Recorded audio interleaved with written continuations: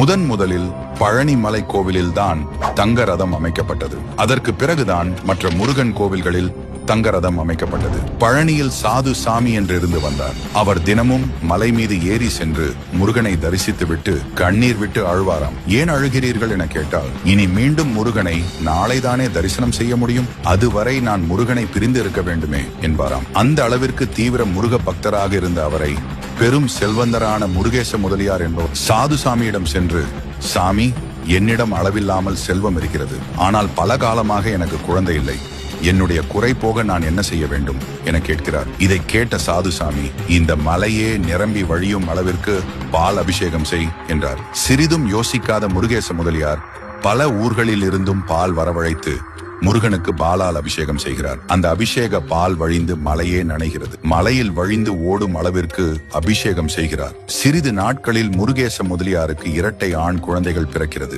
பக்தி உணர்ச்சி பெருகில் பழனி மலைக்கு ஓடி வந்த முருகேச முதலியார் சாது சாமி காலில் விழுந்து, சாமி, நான் ஒன்று கேட்டேன், ஆனால் முருகன் எனக்கு இரண்டாக கொடுத்து விட்டார். முருகப்பெருமானுக்கு நான் ஏதாவது செய்ய வேண்டும் என நினைக்கிறேன். அதற்கு பதிலளித்த சாது சாமி, நீ கொடுத்தா முருகன் வாழப்போகிறான், அனைத்தும் அவனுடையது, உன்னுடைய ஆத்ம திருப்திக்காக அவனுக்கு தங்கத்தேர் செய்து வை என்றார். உடனே முருகேச முதலியாரும் தங்கத்தேர் செய்து கோவிலுக்கு காணிக்கையாக அளித்தார். அன்று காணிக்கையாக அளித்த தங்கத்தேர் தான் இன்றும் பழனி மலையில் பவனி வருகிறது. குழந்தை இல்லாதவர்கள் பழனி முருகனிடம் வேண்டிக் கொண்டு குழந்தை பிறந்தவுடன் இங்கு வந்து தங்கத்தேர் இழுப்பது இன்றும் முக்கிய வழிபாடாக இருந்து வருகிறது.